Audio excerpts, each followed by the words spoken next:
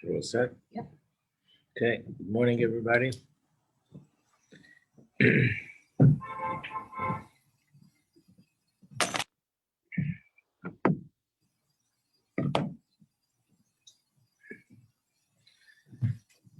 Okay, so I'm sorry to Ariella. This is the mime we're going to be doing. Where's everyone? We need madrichot there, like to get them going. The girls out of the dorm. Well, the cat's away, the mice play. To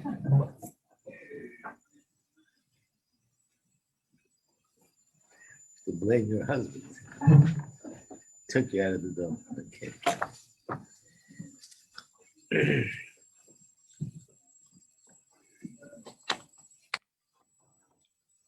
So we're going to be doing the mimer that the Rebbe said, Bosi Legani, Tovshin Yud Aleph, 1951. So that's the book, Esther, that you were holding yesterday, 5711. And we're going to start chapter 2, Base Base. In the book, it's on page 33.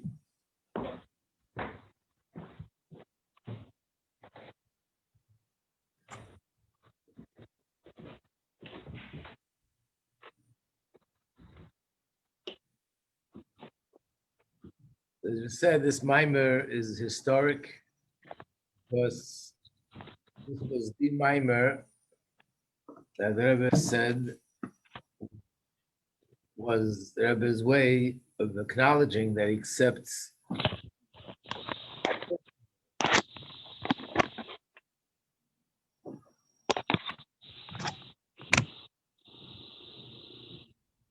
you find actually that it says in Gemara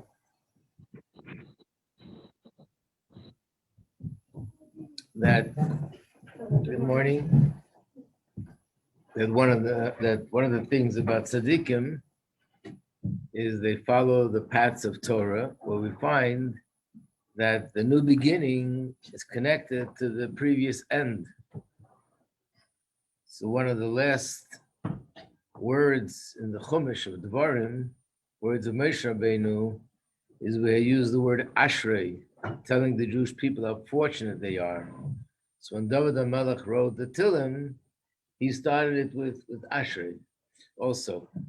Here too, the Friedrich Rebbe finished with Bosi Legani, and the Rebbe started with Bosi Legani. So the mimer is a long mimer, and the beginning of the mimer especially is a very deep mimer. So we're not going to do the whole thing, we'll do just certain parts. And of course, this doesn't mean that if you're able to, and you have time not to try to read through the rest of the mimer yourself, that'll be perfectly acceptable. So we're starting now with Bays, page 33. Bosi Legani, Tovshin Yud Aleph, 5711.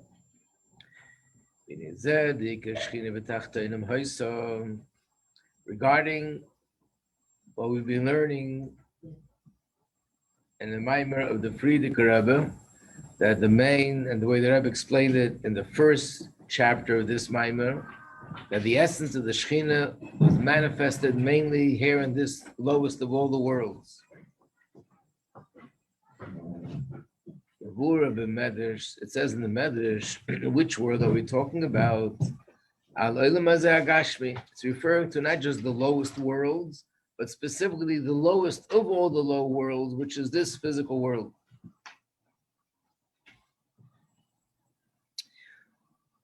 And the Medrash explains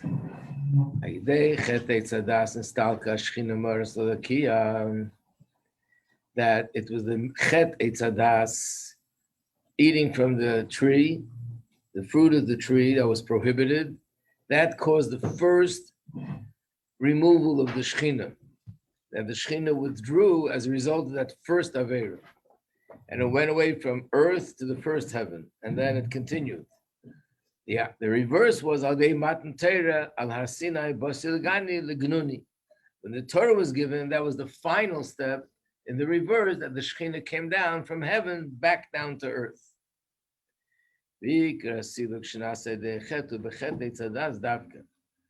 And so this means that the primary withdrawal and removal of the Shekhinah was accomplished through the Chet Eitz Hadas more than anything else.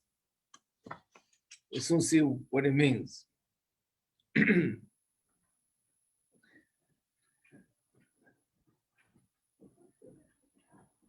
Just like regarding Inyan HaChet, the Chet Eitz Hadas, the Rebbe is going to explain now that even though the Shekhinah went from earth to heaven, from heaven to the next heaven, from heaven to the next heaven, till the seventh heaven, so you would think that there are 7 stages of removal, and this was the first. So the Rebbe is saying not only was it the first, it's the most important of all 7. In other words, not only is it chronologically first, but it's also the first in importance. This removal is more important than all the other removals of all the other 6 stages. Why? Just like regarding the Chet itself. Even though people committed sins throughout all the generations, for thousands of years, since the world exists, nevertheless, the primary sin was this Chet. Why?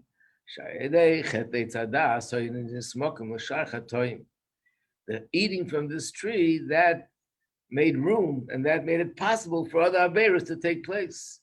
Which means that if Adam and Chava wouldn't have eaten from the Chet Eitz Hadas, not only that people would have lived forever, but there wouldn't be any Averos altogether. Because by they eating from the tree, what does it say in Chumash? Oh, now you began to also know something about Ra, about evil. And eventually that's led to the potential for people to do Averos. Chet Eitz Hadas, the Kain vanish. So even though there was an Avera that they didn't do, Cain and Enosh did that. One of them killed his brother, the other one introduced Avodah Zarah. But nevertheless, what they did eating from the tree is what caused the other Averos to happen. If not for that, what they did, the other Averos never would have happened. So just like we understand in terms of the Avera, how the Avera of Chet Eitz Hadas is more crucial than all the other Averos in the world. You know, this is the famous Sikh of the Rebbe, where the Rebbe asks, if you look at the circumstances, it's like shocking beyond shocking. In what way? Adam Arishan was created by Hashem himself. The Gemara uses the term Yitzir Kapab Shalakadosh Baruch Hu. He was created by the Hashem's very own hands. Didn't go through the natural process of every other human being that's created through a father and a mother. Where was he? In the holiest place in the world, in Gan Eden. How long has he been hanging around on planet Earth? Just a few hours. How many mitzvahs did he have? Only one mitzvah. How long was this mitzvah for? Just the 2 hours, because it says that, according to one opinion, the fruit was grapes. And Hashem said, if you don't eat from the fruit, for Shabbos, you'll be able to squeeze the grapes, make it wine, and make Kiddush on it. And from that point on, you'll be able to eat from the tree. So you're in the holiest place, created in the holiest way. You have only one single mitzvah to concentrate on. Even that is just for a few hours, and he couldn't resist the temptation. How could you explain such a thing? And this is the answer. The Rebbe's answer is that because this Avera is going to have an effect on all future generations, and the fact that there's potential for people to do Averas is only a result of this, because it's so powerful, so the Yitzhahara in the other side that was tempting him to do the Avera was so strong that it was sort of irresistible. At least it appeared to him to be irresistible. And on this basis, the Rebbe explained that when a person has some sort of irresistible temptation for something, a very strong feeling, usually people conclude, well, I guess this is just not for me. And the Rebbe explains, no, just the opposite. This might be the most important thing for you in your life, and that's why you're having such a hard time, because the Yitzhahara will put all his eggs in that one basket, trying to stop you from doing this, because this is more important than anything else. So the Avera was the Avera that caused everything else. So regarding the effect of the Avera, which is Siluk Shenaseh De'achet, the withdrawal of the Shekhinah that came as a result, is the same thing. That even though the Shekhinah went later from first heaven to second, from second to third, from third to fourth till the seventh, but Ikar Siluk, the most primary of all, was when the Shekhinah left earth to the first heaven. That's more important, that's more primary than all the other removals of the Shekhinah, all the other stages. After explaining that, now the Rebbe says the same is also with the positive. Page 35.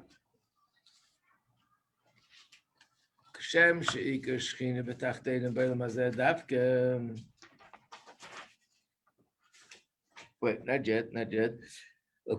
Just like we said, the essence of the Shekhinah was mainly in this physical world.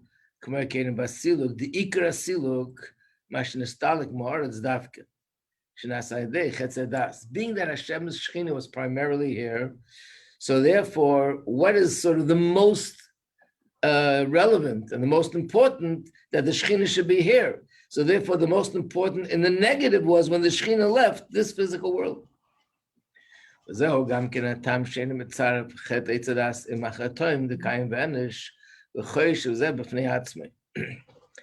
Rebbe is being medayik in the Frierdiker Rebbe's words that when he talks about the different generations of the Shekhinah moving, so he says like the Shekhinah left through the Chet Eitzadas, and then he says, and then from the first heaven to the second and third through Kain and Enish. How come Chet Eitzadas he lists separately? The other Chatoim, he lists them together. He could have said all three together.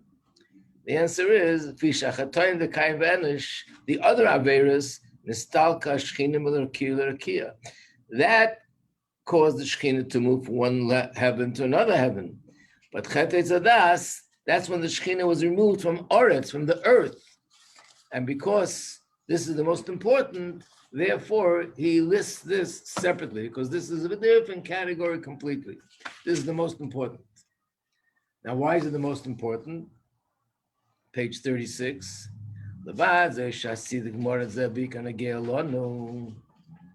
even though that's what's most relevant to us, we live on this physical planet. So the fact that the Shekhinah moves, from the sixth heaven to the seventh, from the fourth to the fifth, it's moving away, but that doesn't affect us already that much. What affects us more than anything else, not to compare, when Chas v'Shalom someone passes away, it's a tragedy. And then every year on the earth site, it says that the neshama goes higher and higher to a higher spiritual plane. We don't find that people every year get more aggravated than the first time because now the neshama goes to a higher place. Because what's relevant to us mostly is the fact that we don't have that person here physically and we can't communicate with them anymore. The fact that in the heavens they're going higher and higher, we know that it's true and the effect of it, but that's something which we don't feel already.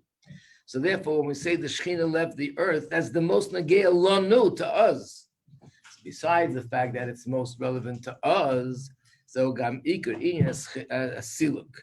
It's also the most relevant in terms of Hashem Shekhinah, because the most important place for Hashem Shekhinah to be is on earth. So therefore, once it left earth, even though there are other changes, but that's not the same like leaving the earth. So this was in the negative. Then came 7 righteous men, 7 tzaddikim, and they brought the Shekhinah back down to earth. The first one is Avraham Avinu. Avraham Avinu was Zeich, and he brought the Shekhinah down from the 7th heaven to the 6th. And then the Frierdiker Rebbe is brief. He doesn't go into the details. He goes straight to the 7th. Moshe Rabbeinu was the 7th, and he brought the Shekhinah down to earth. Page 37. And all the 7th are the most cherished. And we'll soon see how this line is extremely relevant. And who was the one that brought the Shekhinah down? And that was the most important part of the whole process, was Moshe. Because Moshe ridu l'mata baretz. He brought the Shekhinah down to earth. Hey, you can pass this down. Thank you. And he explains, just like Binyan Asiluk, just like when it came to the negative, that the Shekhinah is being removed from the world, milmata l'mayla, from down up. So the Iker, the most important, was the Shekhinah being removed from earth, Same as also with the positive, that when the Shekhinah was brought down, so the Shekhinah coming down from the seventh heaven to the sixth was an amazing accomplishment. From the sixth to the fifth, amazing accomplishment. But the most important was Ikar Amshacho Lumata Baras Dafka, because when the Shekhinah came down here, and the same thing for the same two reasons. In addition to the reason that's most relevant to us, that Geya Lonu, it's also the most important part of the whole process, because the most important thing to Hashem is that the Shekhinah should be in this world, and all the other descents were just a preparation that it should come here.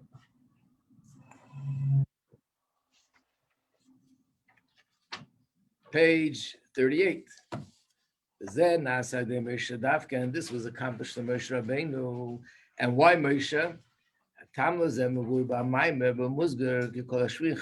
the parentheses, he adds the words, all the seventh are the most cherished. And the Rebbe is going to go to elaborate on this.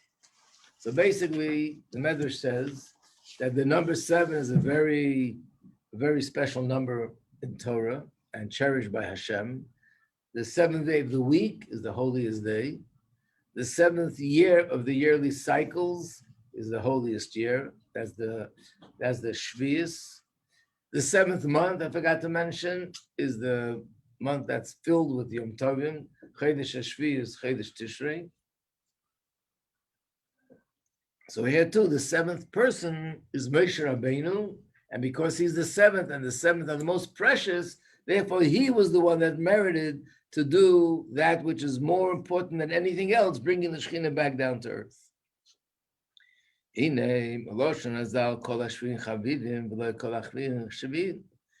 This phrase could have been phrased two ways. Either the 7th are the most precious, or the most precious are the 7th. What is the difference? If you say the 7th are the most precious, it means the fact that this person or this thing is the 7th, that makes it precious. Or the other way around, that because this is something very precious, that this merited greatness, therefore they were made into becoming the 7th. But from this lashon, from the way it's phrased, it indicates that the ikra maila, the main maila is that he's the 7th. And because he's the 7th, that's what makes him chavivim, this preciousness. What does it mean? Being the 7th is just a natural sort of event, that Moshe Rabbeinu was the 7th generation. He was born from a father who was the 6th, and his father was born from a father who was the 5th, and the father was born from a father who was the 4th, and eventually back to Avraham Avinu. So that's not something which I did and I accomplished. It wasn't through my efforts. It's just naturally I was born the 7th. So what does it mean? Kol hashmei chavivin. Hainu, this means shechaviv was this cherish, this chaviv was that Hashem cherishes the 7th, is not mitzadiyin atoli b'bchirasei. It's not something that the person will accomplish through his choice or through his desire or through his avodah. Kim bazeh sho shvi. Hashem made him the 7th, and the fact that he's the 7th, that's why he has all this quality. And nevertheless, even though being the 7th is not something that I worked on and that I merited through my avodah, it just happened to be. It's almost like it's random. Nevertheless, kol hashmei chavivim, because it's not random, that itself is, of course, all by the Eibishter making it happen. Page 40. And that's when Moshe Rabbeinu was zeicher that he should give the Torah, because he was the 7th, and therefore he was the one to bring the Shekhinah down. So even though we say that the Shekhinah brought down was the Beis Hamikdash, no, the process of bringing it down was the Matan Torah. And the Beis Hamikdash, that was the place where the Shekhinah sort of settled in a permanent way. So the Shekhinah came down and said, okay, where's my accommodations? Where am I staying? Oh, we'll do a Mishkan. So after the Torah was given, we built a Mishkan, and Hashem had a house. The Frierdiker Rebbe explained this when he first came to America, which means that this subject, Kol Hashvin Chavivin, is not such a common subject in Chassidus, but it happens to be that in the first Maimon that the Frierdiker Rebbe said when he came to America, one of the first Maimorim, if it means in the year 1940, we find that he elaborated on this subject, Kol Hashvin Chavivin. The seventh are the most precious. Shagam Binyan Hashvin Chavivin Nikra Milas Harishon. That even though we say the words the seventh are the most precious, this statement itself, by definition, brings out the Mila, the quality of the first. Why? The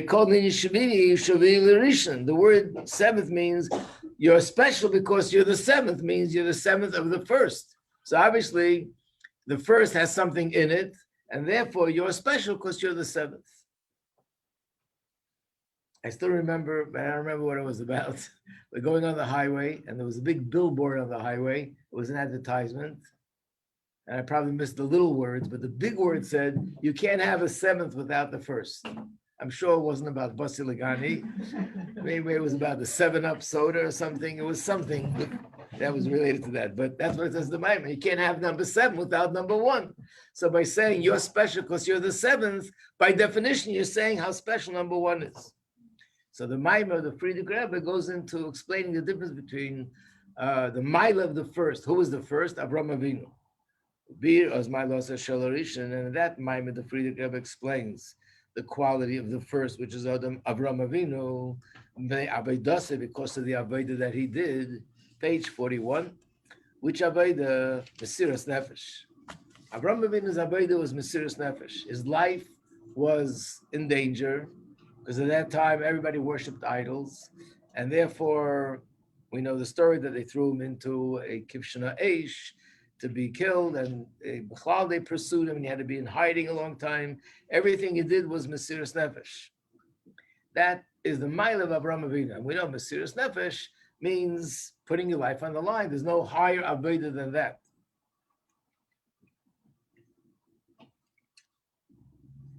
We also know the famous question that's asked, and there's an answer regarding this question, that here we make a big issue about Avraham Avinu's Mesiras Nefesh. In fact, every day we say the Parsha of the Akedah, Hashem, remember, Avraham Avinu was ready to have such Mesiras Nefesh, not only himself, but to sacrifice his son.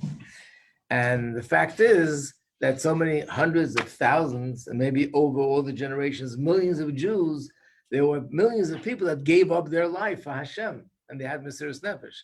Like, why are we making this biggest commotion about Avraham Avinu? And not only that, the people who gave up their lives were regular people. Some of them were even simple people. They weren't Nevi'im, they weren't prophets. Avraham Avinu, he heard a message from Hashem himself. Hashem spoke to him. So how could you even compare? So there's a few answers to this question, but one of the answers are that even though so many hundreds of thousands of people had Mesiras Nefesh, but he was the first one. It's not like the 2 kids are fighting, I was first, and I did it first, and I get all the credit. But in Chassidus, it explains that whoever's the first, he opens the door. We spoke about this in the beginning of the year. Once the door is open, then that makes it possible for everybody else to do it, which means he is the one that enabled everybody else in all future generations to have in them the strength to be ready and to actually give up their lives for Hashem. That was another part of the question. Avraham Avinu almost lost his life. There are people who actually lost their lives, hundreds of thousands of them. But everybody's Mesiras Nefesh came as a result of Avraham Avinu's Mesiras Nefesh. But then he goes on to say that even in Mesiras Nefesh, there are levels. And he's not content with the above. Then he adds, if you look at the Maimar, really this piece doesn't fit in. It's as if it was inserted for other higher spiritual purpose, but it doesn't flow with the content of the Maimar. And what did he put in? It was a different kind of Mesiras Nefesh. He wasn't looking for it. What does that mean? So we know the story with Rabbi Akiva. Rabbi Akiva was one of the 10 Rugi Malchus, 10 martyrs, that they were killed by the Roman emperor, and they gave up their lives al Kiddush Hashem. And not just killed, but they tortured them and so on. When it came to Rabbi Akiva Rabbi Akiva said that his whole life he was waiting for this moment. We're not talking about a person that when this happened, they got angry. Hashem, how could you do this? I learned so much Torah and I did so many mitzvahs. Why are you doing this to me? On the contrary, he said he was waiting a whole life. When would the opportunity come that he can give up his life for Hashem? Because in davening we say you should love Hashem with all your heart, with all your soul, with everything you have. And when you have this love for Hashem, the only way you can express it is by giving him everything. Give him, and the most that you can give is your life. So his whole life, he was in a sense craving, when will the opportunity come that I can give away my life to Hashem? And now the opportunity has come, so he was like in ecstasy. We find something similar with the Alter Rebbe. Everyone remembers the story with the Alter Rebbe when he was in jail, that the minister that was questioning him said to him, how do you explain the words in the Chumash that Hashem asked, Adam Rishon, where are you? Hashem knows where he is. The Alter Rebbe gave him the answer that Rashi gives. So he said to the Alter Rebbe, I know what Rashi says. I know that commentary. I want to hear what you say.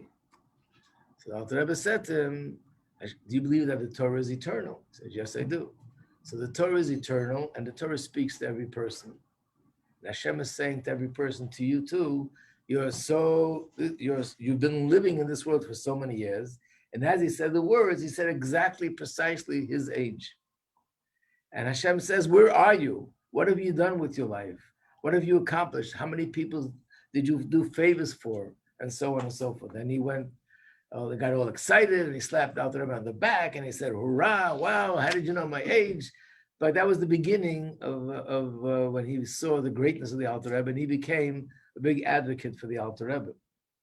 But that's the story, interesting story. But in the Sikha, the Alter Rebbe said later, this saved his life. Why? Imagine, Alter Rebbe is in jail, and he uses the term Yisuri Mavis. He had the worst kind of torture. The Alter Rebbe said he was so excited that he had the privilege to have Mesiras Nefesh for the teachings of the Baal Shem Tov, that he nearly had Kois HaNefesh, that his soul was about to leave his body. But when he said to this person that Hashem says, where are you? You have a purpose in this world, that reminded him, hey, you can't go. You got to be here, and you got to do your Avodah here. So these words saved his own life. Could you imagine? So that was Rabbi Akiva. Rabbi Akiva not only wasn't Chas v'Shalom angry or resentful, but he was actually in ecstasy that finally the time has come. What I've been waiting for my whole life. When can I give up my life, Hashem? Because you're not allowed to do this, Chas v'Shalom. It's not allowed. But nevertheless, when it does happen, he realizes, here's my opportunity to give Hashem everything I have. But nevertheless, this means that his Mesiras Nefesh was inferior to the Mesiras Nefesh of Avraham Avinu. How? In the Mesiras Nefesh, the Rebbe Akiva was there had gesucht Mesiras Nefesh. Rebbe Akiva had Mesiras Nefesh, but the Mesiras Nefesh was sort of a goal, something which he wanted to achieve as part of his Avodah. This would be the sort of the highest point in his serving Hashem. Masa Yava Liada Kamena. He would say, I was waiting for the opportunity. When will I be able to have Mesiras Nefesh? Mashiach came by Avraham Avinu, by Avraham. Mesiras Nefesh Shaloi Hayu B'derech Agav. His Mesiras Nefesh was just by the way. What does it mean? In simple words, Rebbe Akiva wanted to serve Hashem on the highest possible level. And the highest thing you can give Hashem is Mesiras Nefesh. So even though there's nothing greater than Mesiras Nefesh, and we're talking about one of the biggest tzaddikim that ever lived in all generations, the Gemara says the whole oral Torah is based on his teaching. So we're talking about not an ordinary tzaddik, a tzaddik of a whole different level. And yet, the Mesiras Nefesh was part of his perfecting his Avodah. So therefore, on a very subtle level, say the word subtle about 333 times, on a very subtle level, it's about my perfection spiritually. Avraham Avinu didn't even think about perfection. He thought about one thing: I have to publicize Hashem's name in the world. People have to stop worshiping idols and have to tell them about Hashem. And whatever it takes, that's it. I'm just moving ahead. And if his life was on the line, his life was on the line. In other words, his Mesiras Nefesh wasn't part of his serving Hashem. He was He was doing something else. He was spreading Hashem's name in the world. The Mesiras Nefesh came as if, by the way, if that's what I need, then that's what I do. By Rabbi Akiva, the Mesiras Nefesh was part of perfecting his spiritual avodah. There was a little bit of something of self. By Avraham Avinu, even that little something didn't exist either. Is it understood? Got it? Okay. So Avraham Avinu knew.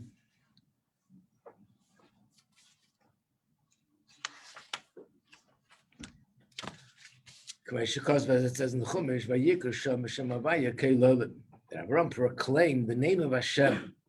And the Gemara says, Atikra Vayikra, don't read this word just the way it seems literally, that he called the name of Hashem, but read it as Vayakri, that he made other people call out the name of Hashem. In other words, his avodah was to make everybody recognize Hashem. And if in order to get there, I need to have Mesiras Nefesh, then he has Mesiras Nefesh, but the Mesiras Nefesh was not part of his avodah.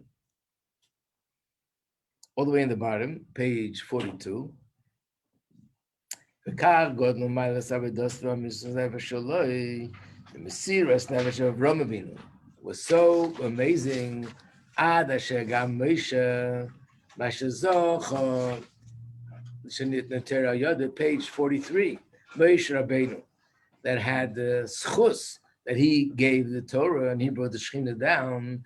But what was his greatness? Because he was the seventh from Avraham Avinu. This great giant Avraham Avinu, who had Mesiras Nefesh by Hashem, that's why Moshe Rabbeinu was precious, because he was the seventh of Avraham Avinu. And Avraham Avinu said to him, that you can't stand in the place of the greats, meaning Avraham Avinu was so much greater. But even though we're saying now that the seventh is the most precious, this is not something which comes through your choice or through your effort. Fartiker means Yiddish. It means this was something which you have. It was given to you on a silver platter. You just got it. Mitzad from birth. Nevertheless, this is not something we can say that it's not accessible to everybody. It's accessible to everybody. As it says in Torah Devei Eliyahu, a medrash, and this medrash is brought down in Chassidus, page 44. Shekol Yisrael, every Yid, afilu eved, afilu shivcha, every Yid, even a slave or a maid, which means even people that are simplest class in the nation, nevertheless, they can also reach a place where they can have the divine spirit rest upon them. Every Yid is obligated to say, when will my actions reach the actions of Avram, Yitzchak, and Yaakov? Nevertheless, don't delude yourself. We don't have to delude ourselves. We have to know, and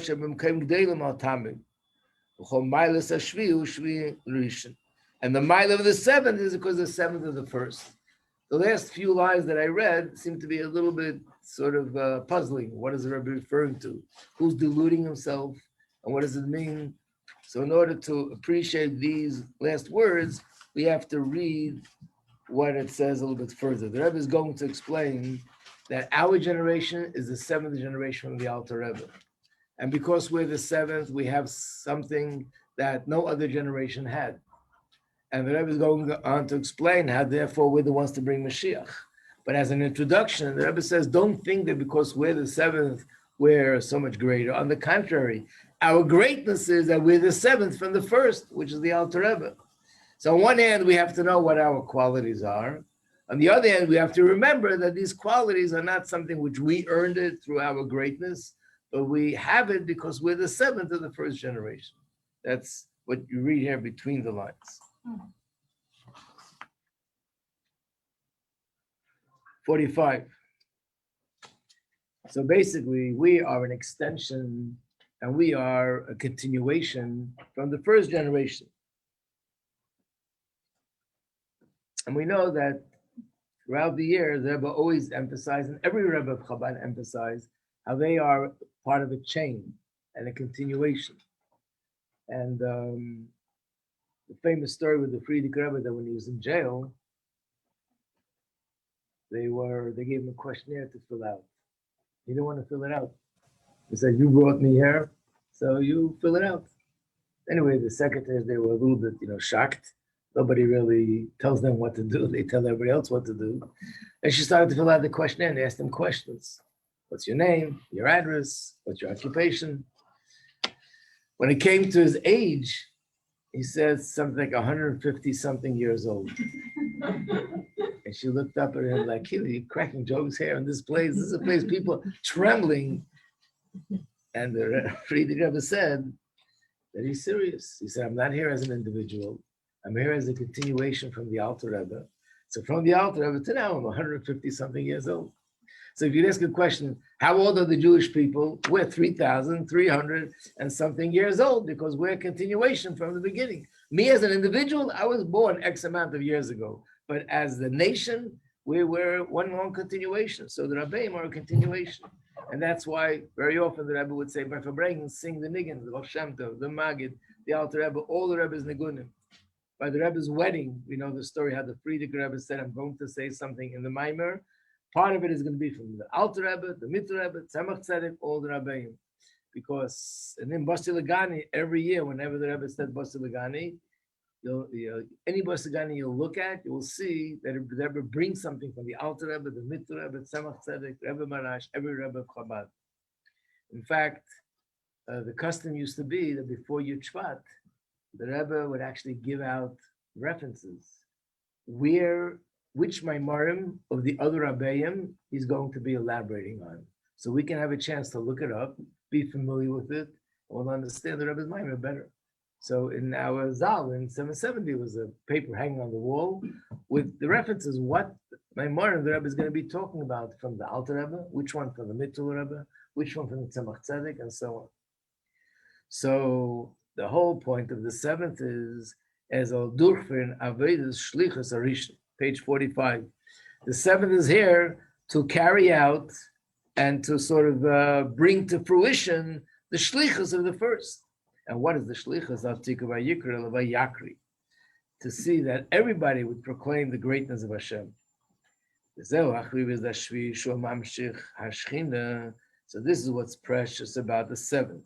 He's the one that brings the Shekhinah down to earth, and not only the primary level of Shekhinah, but it brings it down b'tachtainim in the lowest level. And here's where the Rebbe concludes. These were the historic words of that first Sikha, and we look at this, that this is the Rebbe's mission statement of what our generation is supposed to accomplish. I'm reading now on page 45. And this is the mandate of each and every one of us. We are the seventh generation from the Alter Rebbe. So everyone always asks the common question, how do you measure generations? Where does it begin? When does it end? So when you talk about generations, it's always in context of what you're talking about. For example, if in a family, someone's going to say, we're fourth generation Americans. What do they mean? It doesn't go by age. It means that they're born in America, their father, their grandfather, and their great-grandfather. So they're 4 generations Americans. And if a person says that I'm 7 generations descendant of, let's say, 10 generation descendants of the Rambam, what does it mean? That I'm my father's father's father's father's father's father. It goes by family. So 7 generations in context of Chassidus and Rebbe is from the first Rebbe to the 7th Rebbe. That's each generation. So when the Frierdiker Rebbe was nostalgic, that was the completion of the 6th generation. And with that was the beginning of the 7th generation. And we should know that we're the 7th generation. And Kol HaShvi Chavivim, and the 7th are the most cherished, which means even though we look at ourselves and we think we don't even compare to the Chassidim of the previous generation, one of the Chassidim of the Alter Rebbe, he was one of the biggest Chassidim. His name was Isaac Hamler. He was such a big chassid that after the Alter Rebbe was nostalgic, they actually thought that he should become the next Rebbe. You could imagine in those days when there were so many giants of chassidim, they were ready to choose him. And he was actually ready to go. And he said that they came with his horse and wagon to take him to a certain city where he would take on the position of leadership. And as he put his foot on the wagon, he said he felt that his mind just opened up, and his mind suddenly was flooded with new wisdom that he never knew before. And that's because when Yidden appoint someone as a Rebbe, from above, they give him certain strengths. But then he remembered the Alter Rebbe said to him once, Isaac, don't ever become a Rebbe. And when he remembered these words, he took his foot off the wagon and everything disappeared. That's the Mesiras Nefesh of a Chassid. So this Chassid, Rabbi Majeski, well, like I said, it was such a big Chassid. He once said, when Mashiach comes, they're going to put me on the palm of their hand, a little icicle, and they're going to say, see this little thing? He used to daven, he used to learn. So that's why a Chassid looked at himself, looking back at previous generations, we're nothing. Now, our generation, compared to the Chassidim of years ago, how could you even begin to compare when we read all the stories about their greatness? But nevertheless, whether we know it or not, whether we like it or not, but the fact is we're the seventh. That's what the Rebbe is saying. And the seventh are the most cherished, which means we have something that no generation preceding us had. But the fact that we're the seventh, we didn't choose it. It's not through our avodah. And not only that, in certain ways, it's contrary to our will. What does it ever mean? Very simple. How did we become the seventh? Because the Friedrich was nostalgic. So it's not even something which we wanted. We didn't even ask for it, but something we were just put into that situation. Page 46. Nevertheless, here we are, we're the seventh. We find ourselves at the footsteps of Mashiach. Not just at the footsteps, at the end of the footsteps, the conclusion. It's like you hear somebody walking and you hear a faint sound from the distance. And then you can hear it getting closer and closer and closer. Now Avodah is to complete the process of bringing the Shekhinah down, and not just to bring down the Shekhinah, but Ikar Shekhinah, and where to bring it down, but Tachteinim Dafka in this physical world. However, the first question that comes to mind is, wait a second, we did this already. Moshe Rabbeinu was the seventh, and he brought the Shekhinah down, so why are we doing it again? I'll let you think about it, and tomorrow we'll give the answer to that question. Hashem. Okay.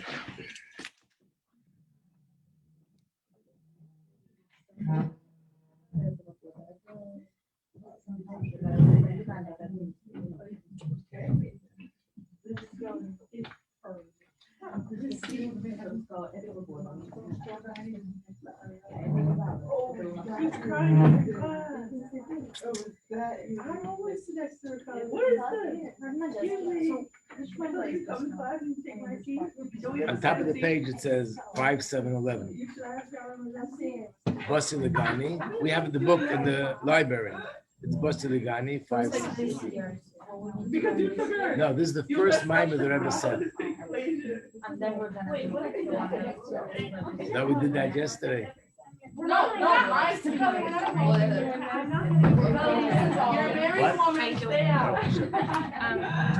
So I'm going to leave today for an hour or two at around 10:15 because my friend got engaged a few days ago.